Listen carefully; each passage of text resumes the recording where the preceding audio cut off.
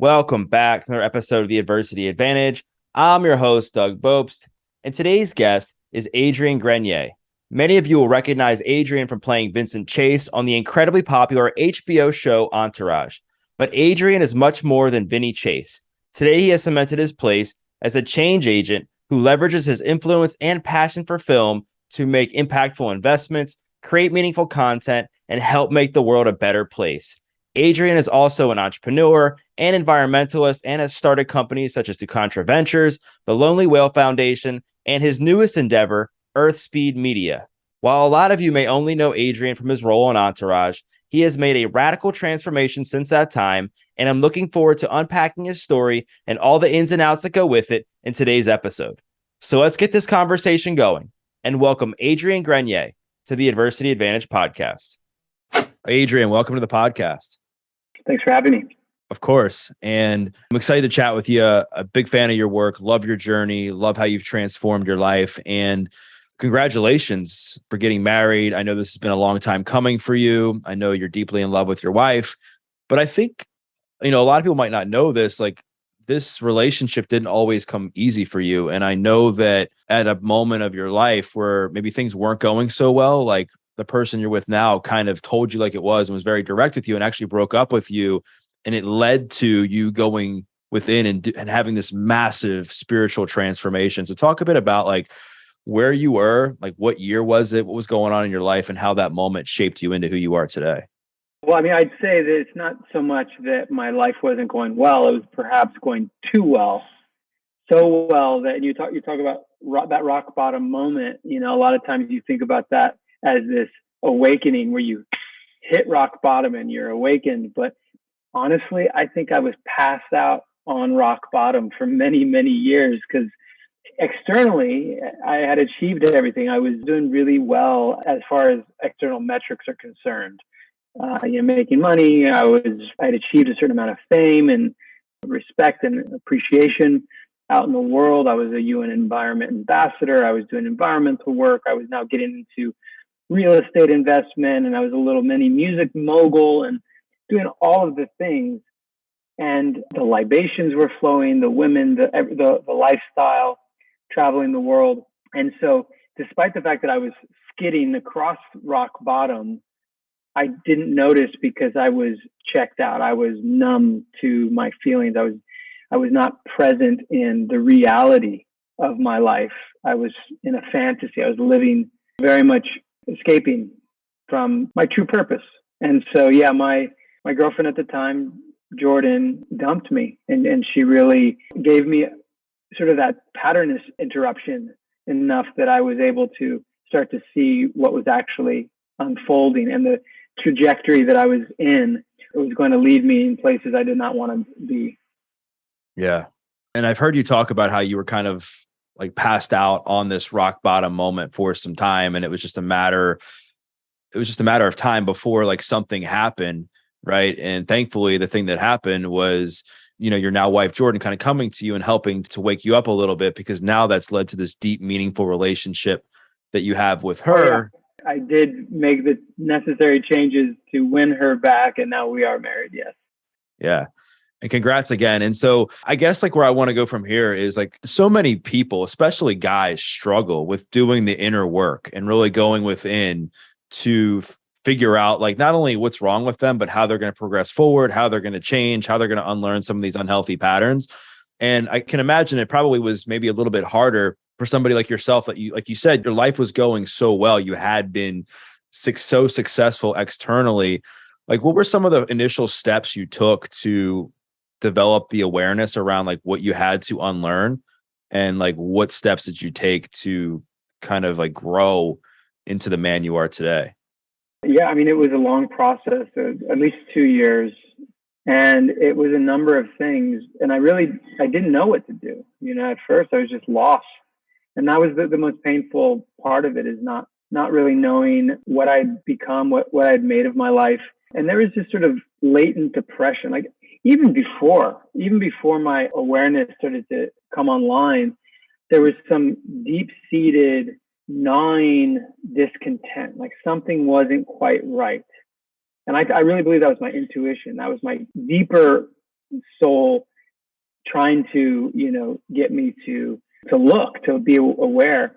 And so I did a number of things. First and foremost, I cut everything off. I had to purge the old patterns and habits and lifestyles that I had constructed, that I spent years and years building and creating as a means to find comfort and pleasure and escape at strategic points throughout the day, week, year, so that I could feel elated and I could feel comfortable and I could be numbed out, essentially. I was like on a narcotic of sorts.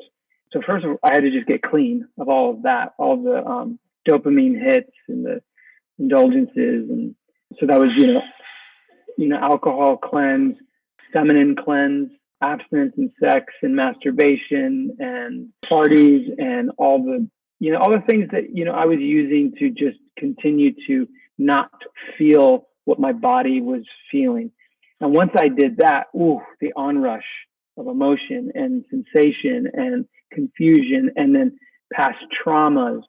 So then that's when I got into the deeper meditation and seeking a lot of advice from mentors and reading a lot of books, using plant medicine, just overall, just dark night of the soul, as they say, going into a hole and not allowing myself to wiggle out of the experience so that I could start to really uncover what was underneath. Where I had made that wrong turn way back when I was 8 years old. When did I start layering on all of this external validation? How can I unravel all of that so that I can start to rebuild? Yeah, it's so well said. And thanks for your vulnerability and opening up and sharing all that. Because I can imagine, like, I know you've shared about it quite a bit, but I can imagine it's still like not always easy to open up and get vulnerable on a platform and talk about things that weren't always going well in your life and that you might not have been proud of at the time. Like, do you think looking back that you escaping with things like sex and drugs and alcohol, do you think it was just like the lifestyle that you were caught up in from your success in Hollywood and in Entourage and what that led to? Or do you, as you look back, do you think you were just like numbing some deep, dark pain from your childhood? Yeah, no, I definitely had some childhood traumas that, and I remember distinctly when I was a very young boy, I had some particular traumas that hurt, that I did not want to feel, that were so painful that I decided in those moments to check out and escape and leave my body, leave the sensation, leave the feeling. And we're very good at that. Humans, animals in the wild, when they go through a trauma, they will deal with it right then and there. They will shake it off. They will move, because emotions store in the body, in the muscles. And so when animals almost die, when they escape a predator somehow, and they'll shake so that they can get all of that emotion. They can just purge it right then and there. Humans, we layer on stories and rationales and narratives, and we're just a different beast. So what I was doing was just not going to feel that. I'm going to like pretend and escape. And that's when I got, I guess, really good in acting and pretending, the pretending part. And then that gave me a certain amount of power over my life. But then in the world, I was able to make a living. And then ironically, I ended up doing well in that. And then I started getting more rewarded for that behavior. And so in my mind, I was validated for everything. And I still never dealt with that core wound, that core need that I had initially decided to skirt. That all makes sense. And I know you mentioned that a lot of this you started to really unpack through healing, through meditation, through plant medicine, and where you really had your spiritual awakening moment. But like even early on in your acting career or when you were a kid, were you aware that, there was just something that you were just feeling a little off inside and something was going on, or were you kind of oblivious to that at that point? I guess I had always had the attitude that was, oh, what doesn't kill you only makes you stronger. So I would just dismiss. I never really took seriously the things that upset me. I dismissed them. Yeah, and I just really started to build a narrative of I'm the guy that lets things roll off my back like a duck, like, just cool, nonchalant, indifferent. And then, of course it would come out in like rage or hidden ways in toxic expression when I was maybe in a vulnerable moment, or maybe I'd had a couple too many beers, and then all that emotion would come out, right? It's not, I think this is pretty well understood culturally, that there's a lot of repressed trauma and rage in our culture, but in particularly men who don't have an outlet to connect into the vulnerability and the pain that we have. And we're expected to put up a front or be strong. And, there aren't a lot of positive male role models to guide us through those moments, to show us that strength isn't just the external expression of not feeling anything, but it's actually a combination of being able to, more so to be able to stand in the feeling unwaveringly, but be honest and open about the truth of the pain and the collective suffering that we all have to experience and go through as human beings in this reality, this experience that we all share. It's so true, man. And I know for me, like, I relate to your experience in the sense where I was always like, what doesn't kill me will just make me stronger. And I'll just suppress and suppress and suppress. And I'll just either not deal with it, or I'll end up dealing with it later. And it ended up costing me. It nearly cost me my life from drug addiction. And it led to my incarceration and a lot of other horrible things that happened in my life. And it wasn't until I decided to kind of raise my hand and say, you know what, I don't have it all figured out. I got to go back and see like why I was using certain substances, certain things in my life to numb all the pain from my childhood, that the real like success in my life came, and not necessarily just professionally. I meant like emotionally and mentally, where certain things didn't start to bother me as much. I could better regulate my own emotions. I started to surround myself with better people. I started to have like a vision, meaning, and purpose for what I wanted to achieve. So totally relate to what you're saying. I think the audience is too. I want to go back a little bit, because I think one of the things that really fascinates me about your story from listening to you doing other interviews is that, like, when you were a kid, you first got into acting and then you end up getting the role of Vince on Entourage. Like, it was hard for you to kind of become Vince in the show because it was kind of so far removed from who you were at that time as a person. Talk a bit about that and how you got the role, and then what was going on in your mind and why it was so challenging for you. One of my core wounds is abandonment from my father. And so there's a part of my narrative that I was like looking to fulfill, which is what is father and what is being a man, because I never had that rite of passage from a positive male role model. But I did have a rite of passage from a lot of, maybe lesser men who taught me how to, womanize, how to cheat, how to sneak, and just how to be inappropriate, and just typically not like the most ideal expression of masculinity. And ironically, then I ended up getting a role that embodied that entirely, which was Vincent Chase on Entourage, which is the epitome of consumerism and man-child culture and, fun show, funny, art imitates life, and it reflected a truth and a reality of our culture. So it is what it is, but it's just funny that I came into that role and it asked me, and that's what acting is.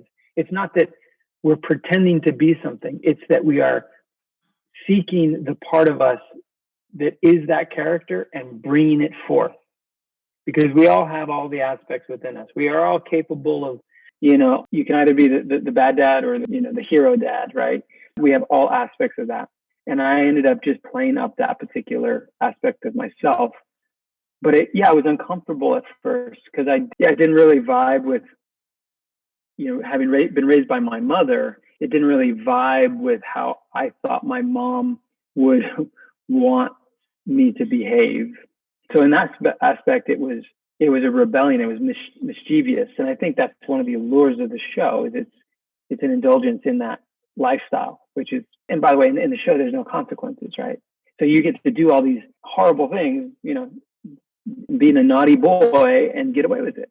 And so I got to do that in real life. And then I got rewarded for it, not only financially, but through fame, walking into rooms, having immediate approval from an entire group of people.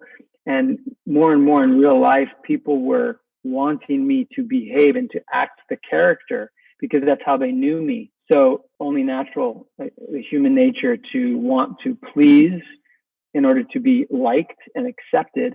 And so the more I put on that mask of Vincent Chase in my real life, the more reward I got for it. So then it just became a slippery slope where I was like, I might as well just keep doing this because it seems to be working. And then I realized, in the long run that, man, I had made a wrong turn at Boise and I needed to backtrack.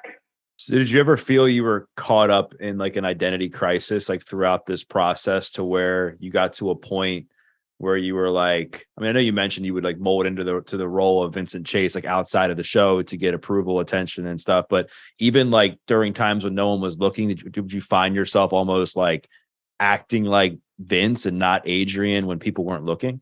No, I mean, I guess I push back on people who feel like, oh, I got lost in the role. It wasn't a role. I mean, it was just me. Like, I think the best actors reveal an honest part of themselves. So it's not so much that I was lost in the role. I was lost in that aspect of myself. So, and it just became easier and easier. And I didn't have, and by the way, the men in my life were all applauding me for it. They were those male role models who, I don't want to say lured, but they had an invested interest in me behaving in that way because, God bless them, they didn't have probably the positive male role models they could have used. And so I think in the culture, toxicity begets toxicity, and we all sort of indulge each other because we're getting something from it. My friends enjoyed me being in that character because they could also indulge the worst parts of themselves as well. And you mentioned you have to get new friends, or you got new friends. And I think that's true. I was in a group of friends where we were all accepting the worst of each other and not pushing back. We weren't holding each other to account, and we were covering for each other. And so same in the industry, the Hollywood industry, in many ways sat back and they allowed me to exploit myself because it served their agenda. The show is very popular. In fact, there were a few times, and I'm a pretty arty kind of philosophical person. So even during that whole ride, I was still questioning things. I just wasn't questioning the core question. I was sort of skirting around. I made a documentary called Teenage Paparazzo, in which I pull back the curtain of Hollywood and fame, and I sort of question my role as like being famous. Like, I question that. I sort of deconstruct the mechanism of fame culture. And I remember when I was making that film, I was being very controversial because I was questioning the whole industry. And my colleagues pulled me aside and they said, "Hey man, what are you doing? Like, you don't rock the boat. We have a good thing here. We could get into syndication. We could get another season, like all the things. Don't fuck it up for the rest of us." Yeah. And of course, I get it. Everybody's making money. Everybody has a vested interest in holding up the illusion that somehow people who are famous deserve what they have. And yeah, I mean, I just eventually had to let go of that whole world and come down to earth and start to do something not for myself and my own career and my own indulgence, but now start to serve a deeper purpose and ultimately serve my family and my future children. I love that, man. It's so inspirational. And I want to go back to like fame, because I think fame is like, it just seems as like one of the most addicting things that exists, but it's like something you can't really see. Like heroin is like a physical object you can see, alcohol you can see, pot, like other things that substances that people might get addicted to, you can see, but fame is just like this illusion, right? So you've experienced both sides of it. Like, why do you think that you got so immersed in the fame of things, and why you got so immersed in like being addicted to fame? And why do you think so many people in Hollywood fall into that trap? Irony is that I was always leery of Hollywood. I was leery of fame. I didn't want it. I was not ready. I just like couldn't. I knew that my psyche wouldn't be able to handle it. So I actually pushed it off for a long time. I had a lot of offers to do a lot of jobs, and I said no. I really wanted to do indie films, and it wasn't until I was about 28 and I was broke as fuck. I had $1,000 to my name, and it was getting old. I was like, man, I need some money. It's about time I get some money. And that's when I finally relented and I started playing the game in Hollywood. Yeah, I mean, look, fame is alluring and seductive because by our nature, we crave attention in ways that other animals don't, right? I mean, we need acknowledgement, we need attention, we need to be seen. And in this culture, because of media and because we've lost sort of the tribe, the breakdown of the family unit, we're all over the place. We're lonelier than ever. We're isolated. That it's harder and harder to get that attention. You know, our fathers are absent. Our moms are working 3 jobs. You know, everybody's on their phones. So where do you get that attention?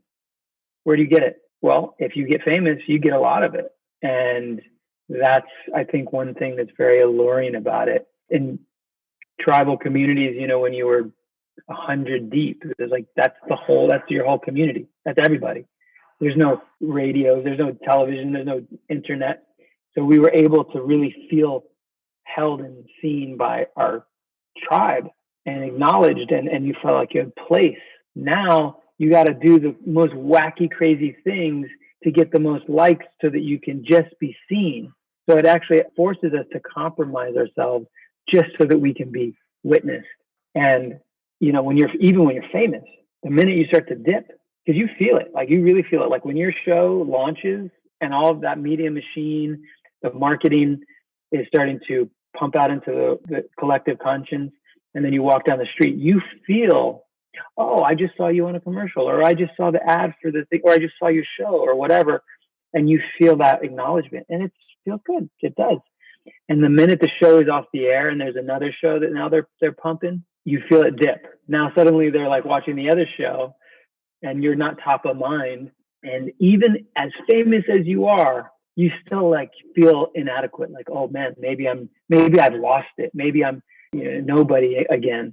And so I think that's one of the reasons why you see these famous people doing crazier and crazier things to get the attention, to get that, the fame back. Gosh, man, it's wild. And so do you think along those same lines, do you think that's why a lot of people in Hollywood like fall into the depths of addiction, like drug addiction, because they either can't deal with the fame, or when things dip, they just are so insecure with themselves, they can't deal with it, and they're just impatient about getting more of it, or they just maybe they win an Academy Award, and it's kind of hard to top like winning an Oscar. Like, do you think a lot of that plays into it? I think it's about presence. A lot of people aren't present. They're not present in the moment. They're not present in their body. They're not present in nature. Everything's mediated and created to give you attention, to acknowledge you. I mean, commercials even address you. They're like, buy one and you get one free. So it's all about you. And I think, there's something really unnatural about that and psychologically unhealthy, to a certain extent. So, I think unless you deal with fame, it will deal with you in some way. Everybody who's famous has to deal with that. And even people who are now influencers are having to deal with that. And there are no elders that, come in and say, let me teach you how to be famous. It's not just that simple.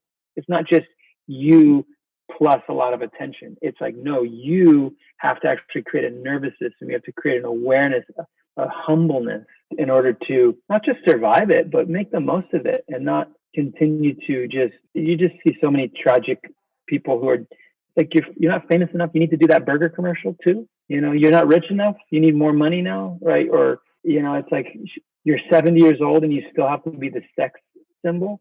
Right. It's like, where are our elders? Nobody's getting old gracefully and becoming the wise elder that can guide us and teach us the right way of being. we're all clamoring for more attention, more wealth, to be louder, to be more outraged. And now it's like creeps into the political arena. Like you're not a politician. Now you're a famous politician. Now you have to be, the most wacky, crazy, aggressive, outraged, extreme of an idea in order to get any leverage politically. So yeah, I think there's a lot of sickness in that. And that's partly why I have chosen to come back down to earth and devote myself to earth speed, which for me is the cure-all. Nature is a cure-all for all of our ailments, all of our human woes. Yeah. It's amazing like what you've done and how you've reinvented yourself and just gone from like one extreme kind of to the other, where now you're, like you said, you're back down to earth, kind of like working on regenerative farming. You bought some land in Texas. You're kind of doing whatever you can to improve the health of the environment and staying grounded in nature. But I know this just didn't happen overnight. What was that process like to rediscover like what was meaningful and what was purposeful in your life from the moment that you kind of had this fall from grace, and that when your then girlfriend, now wife, broke up with you, to now like doing what you're doing with Earth Speed, DuContra, and the Lonely Whale? It's a matter of totally restructuring your higher order of thinking. What am I aiming for? What do I want? And really, I think that comes down to spiritual meaning, purpose. If man doesn't have God, he'll create his own, or he'll become his own God. And I think that's where we're at in our society. We rejected God. God is dead, right? We're science-based. Everything is what we can experience in empirical. There's no higher thing to achieve. There's no heaven. There's no God. There's no trajectory to something bigger than ourselves. And so we start serving the ego, the narcissism, ourselves. And so I had to rediscover the thing which was bigger than me, like really get down close to the earth, humble, and find a spiritual path. And to me, that's just looking at a reframe of why we're here and what we're supposed to be doing and what I'm putting my life force to build and create. And so that was the first step, is totally rewriting the narrative. Because the narrative growing up was status, be invited to all the coolest parties, hang out with the coolest people, make money so that you can hang out with people with money, so that you can go to all the fanciest brunches and the parties and get on private planes and then be now the most powerful God in this godless world. And now it's like, okay, I'm humbled. I'm just a one little me. How can I serve the greater good? And start looking at nature and the way it's structured, the way it's built, the way it's designed, and serving nature, it doesn't have to be God, right? It could be, just a bigger, oneness force. But I had to redesign my thinking, because I was thinking, I had rationalized, and I believed that I knew. I mean, look, my life was great. I could do no wrong. Of course, I got it all right. I'm a genius.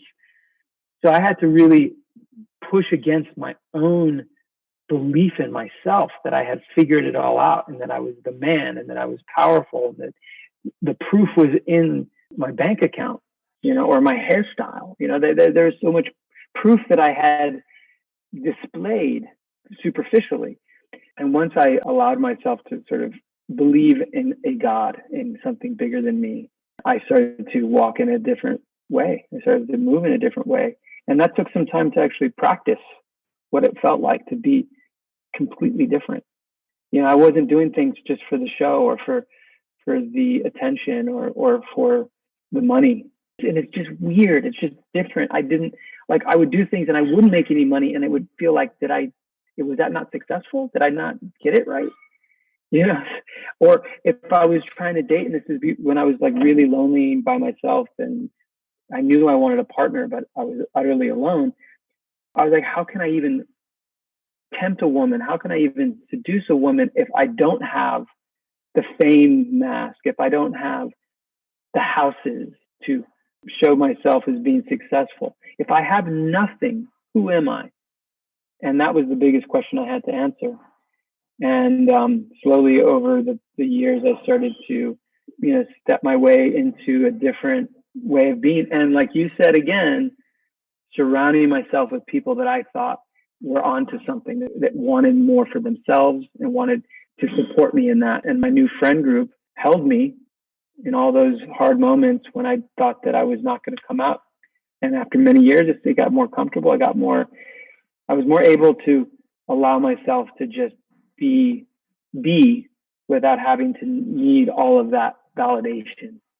I mean, I often will say, surround yourself with people who have common futures and not common pasts. And I think so many times, Adrian, and I think you kind of touched on this, like people have a hard time like leaving their friend group because they're comfortable there, or those people are pulling them back, or they're like, oh my gosh, like I've been on a show with them for 5 years, or I've known them since I was 10. Like fill in the blank with the example of why people tend to be like held down in a group of people that are not necessarily bringing the best out in them.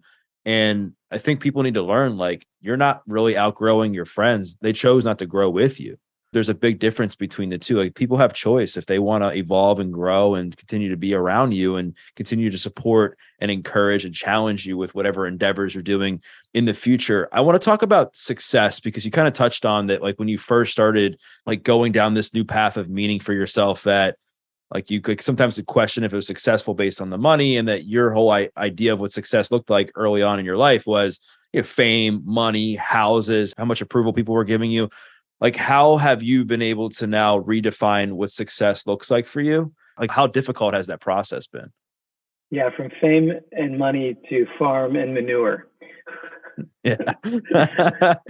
To me, I am still very much in a learning phase to steward this land. I have 46 acres, and it's quite a ride. And when you're working with nature, you get humbled all the time, like continuously. And that's part of the growth. That's part of the learning process. So for me, success is not so much, I've had so much failure on the land, trying to get things to grow that it doesn't quite work, or getting something to grow. And then, an animal comes and decides that it's so yummy that they're going to eat it, So for me right now, success looks like it's finding mentors, true elders that I've always craved. So this core wound of mine, not having father, not having adult male mentors, I now have in the form of farmers. There's so many old cowboys here who are just, first they're like taken aback, like you want to come do what we're doing, you're really truly interested in this. And once they get over the fact that they expect me to be in Hollywood, they are so welcoming and inviting, and they are happy to bestow all of their knowledge of how to take care of land. And that's been the most success of my life, is having the nurture of an adult male who actually wants to teach and show me and share what they know and impart it to me. And that's been a tremendous success. Amen to that, man. Because I think once you think you know everything, you slowly find out you know nothing. And I think being able to surround yourself with people that are smarter than you, that are better than you, that have kind of paved that path forward a little bit further than you, like it can be so instrumental and helpful to be able to achieve whatever it is you're trying to achieve, or to like make some sort of like transformation for the good. Like if you're trying to get out of a negative situation in your life, I think having a mentor that has like the life you kind of want to live in some way, to talk to help guide you, to ask some good questions, I think is crucial for making any change. And speaking of mentorship, you mentioned that you want to have kids and that you're looking forward to that. Like how has your experience with not growing up with a father and just not really having that staple in your life, how has that like influenced like how you're going to parent your kids? Yeah, well, I realized my little boy, he's always with me. Like he's informing, he is speaking to my present self, like from the past, and sharing with me, like how to be a better dad, how to show up, how to be present, how not to leave. And so I get to start to fashion what father is, like what the ideal for me would be, based on the part of me that was missing something.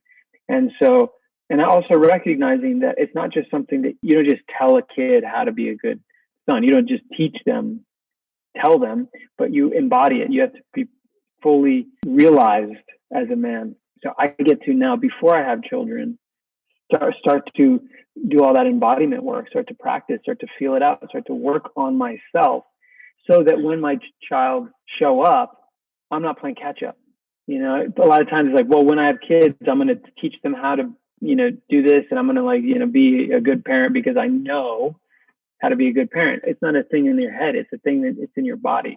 It's a practice. So I get to now every day really, truly work on being the best version of myself, so that when my children come, they just feel the presence. Because when they come out, they immediately start to absorb energetically what they're experiencing, and they don't understand language.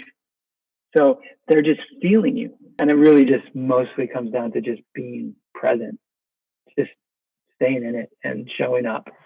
And so, yeah, I very much look forward to having children. Yeah, can't wait. Other than just like being present for them, what else are you looking forward to as far as being a dad that maybe you didn't get to experience as a kid? Yeah, and also developing the skills and a healthy capacity to take care of shit, to work with my hands, to take care of this home and the land here, so that when my children show up, I can share that with them. And I can bestow that to them just like my mentors are to me. And I can have the capacity to protect them. So I've been doing a lot of personal work. I used to be afraid of violence, afraid of my physicality. I wasn't strong. I didn't work out. The values of New York City were emasculating in many ways, passive. I was a very passive person, pacifist. And now I'm really developing skills that I feel confident that in the event that they need protection, I can protect them. I'm less afraid of the wild out there. I go out in the darkness and I don't quiver. It was crazy. Like, nature scared me. And now I'm able to be a little bit more confident, because when I want to be able to protect our kids, and I want to also teach them how to feel safe and show them that they can protect themselves one day. I love it, man. Like, really like embracing like your masculinity and like developing physical strength and physical fitness, I think is so important for anybody in life, whether you're planning on having kids or not, just because I think of how it allows you to feel like mentally, emotionally, and spiritually. Like, what does your fitness routine look like today? Like, are you somebody who goes to the gym? Do you just really get a lot of your activity from the farm? Like, what types of things do you do? So I feel very strong, very confident. I mean, I'm 46 years old, so I think I'm doing pretty good.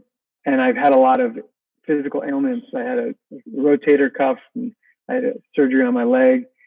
So I've had some things to overcome. And I'm very proud that I have, with consistency, gotten those things under control. And I'm still, able to, do all the things that I've always been able to do. Which, as you get older, you're like, oh, this is getting trickier.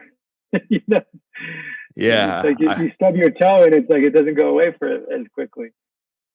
Yeah, I see that a lot in my profession. Like, outside of doing the podcast, I've been a personal trainer for over 11 years. So I see that a lot with my clients as they age. It's just this natural regression sometimes in physical health. And sometimes things don't function the way that they used to. And I think people really need to be aware of that, because they need to understand the importance of doing what they can to get stronger, to get more flexible, to improve their conditioning so that they can continue to improve their health as they get older. Like, where are you at with your relationship with acting? I mean, do you see yourself, getting back into it ever? Are you being more selective? Like, where are you at with that? I'm still open to acting. I just made a decision that I wasn't going to exploit myself for money. I mean, that's the bottom line is, I was willing to do anything just to get that paycheck. So I just don't choose to do anything anymore that will compromise my values. So anything that is in line with what I want to see in the world, if there's a paycheck associated, fantastic. But there's a lot of there's a lot of negative messaging out there. There's a lot of destructive narratives and stories that are being told that are, I think, just poisoning the way we see ourselves and our vision for the world. And, it's not like violence on TV is the reason why people commit violence in the world, but on some level, it allows us to live in a more depraved state of being. And I think we need stories that inspire us to a different standard.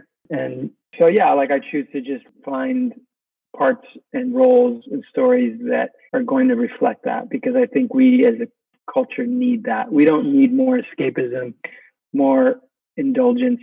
I mean, I try and watch Netflix or whatever, and everything is so dark and so violent and so oversexed. And I realized that's how I was raised. I was like, no wonder. And then I contribute to that. And so, I don't know. I mean, maybe I'll do another Hallmark movie or, maybe something fun for the family, maybe some family programming. Yeah. I love hearing your honesty on that. And with along those lines, like, has there been a show that you've watched over the last few years that you got to actually enjoy, or you kind of not watch much TV? But that I watch? Yeah, that you have watched over the last few years. It's been good for you. I mean, there's so many great shows, but I do like, Sex, Death, and Bowling. No, that was a movie I was in. It's Love, Death, and Robots. Oh, really? That's a good one?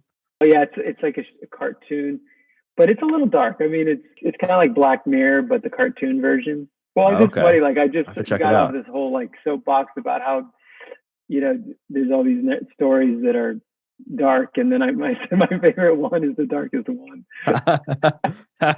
I mean, just because you can still be on a soapbox and just be like, all right, like, you're 46 and can enjoy it, but like, imagine like a 12-year-old or 15-year-old or 18-year-old like watching something like that maybe hasn't developed the self-awareness that you have, or the mindset that you currently have, or doesn't have the right people around them, that it could be something that they may not want to engage with if they're able to. Yeah, I mean, look, we like drama. Like, it's just natural. It's like rubbernecking at a car wreck. We just like to see gladiators go at it. That's in our nature. Right now I want to try and put my life force to. The world, I think, needs something more than that kind of entertainment right now. That's what I want to contribute to. So cool, man, to hear you say that, because it's like you can just hear the transformation in your story throughout the comments that you've made recently, and like how you're just being more selective. You're not going to exploit yourself for money. You really want to do projects that are meaningful and that you're like kind of aligned with your own integrity. And I know a lot of that relates to what you're doing now with Earth Speed, what you're doing now with DuContra and the Lonely Whale. So I'm sure you have like a lot of irons in the fire at the moment with those things. Like, what's one of the projects that you're most excited about right now?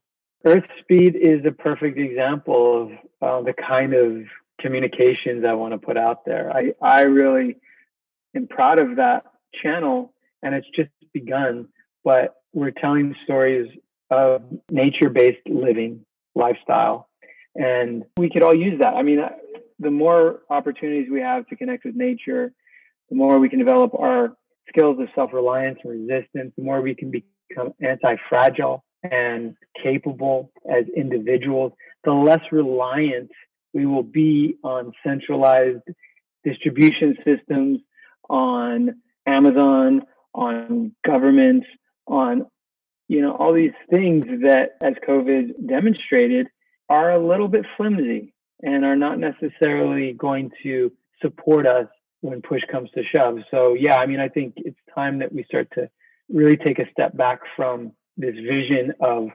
capitalism, globalization, being able to like care for everybody, and really start to think about how can we care for ourselves and how can we care for each other on a very local level. So Earth Speed, I'm very proud of, and we hope to start bringing more classes and courses and how-to videos so that we can all start to learn how to do it ourselves and be more participatory in our lives and more connected with our hands and our bodies and our minds and our hearts and each other in harmony with nature. Super interesting, man. And I love it. I think it's so cool to hear, like, I know I've said that your transformation story, but how you have kind of come back to like your roots. Cause I know that you always, like, even like in your earlier on in your acting career, you were somebody who wanted to do things for purpose and for meaning and do projects that were kind of true to who you were. And you've always kind of been involved with wanting to improve the environment and get people to think the way that you're thinking now. And now it's all kind of come back together with Earth Speed. And I just think it's admirable, man. I think people are going to want to connect with you. I think people are going to want to watch and listen to what you have to say on Earth Speed and everything else you're doing. So like, where's the best place for people to find out more about that and watch Earth Speed? I mean, it's Earth Speed on Instagram and YouTube for now. But as I mentioned, we're growing slowly. It's a lifestyle in the cadence of nature. So we're not rushing.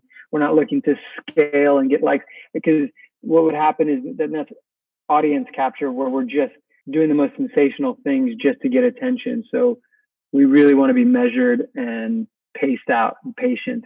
Yeah, I mean, look, I used to really soapbox a lot as an environmentalist, the UN environment ambassador, starting campaigns and as a celebrity telling everybody how to be more environmentally responsible. And there's a quote that says, "When I was young and clever, tried to change the world, and now I am wise and I changed myself." That's where I'm at right now. I'm not trying to tell anybody or preach. I'm really just trying to be it and live it and inviting people in to share that experience with me. So Earth Speed is the place to come if you're interested in that. Amazing. Well, I will make sure to include like all the links to that stuff in the show notes, because again, I think people are going to be fascinated by what you've created and going to hopefully learn like something about how they can improve their relationship with nature, farming, and doing stuff themselves. They're going to look forward to looking into that after this episode. So Adrian, I wanted to thank you again for your time. This has been great. And for those listening, what I invite you to do is to share a takeaway. Maybe it was something that Adrian said about his healing journey. Maybe it was something that he said about his relationship with fame or coming out of Hollywood. Maybe it was something that he just recently shared about coming back to meaning and purpose in his life and what he's doing with Earth Speed. Whatever it was, make sure to share the takeaway, tag Adrian, tag myself, because we'd love to hear your feedback. And we once again thank you for listening to this episode of The Adversity Advantage. I'm your host, Doug Bopst, and we'll see you next time.